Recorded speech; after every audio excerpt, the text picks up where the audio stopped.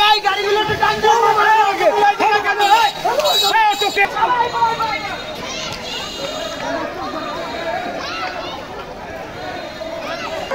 করে আমাদের প্রাণ প্রিয় নেতা সিনিয়রদের দাঁড়ানো জায়গা দেন, সিনিয়রদের জায়গা তারা দেন, জায়গা দেন।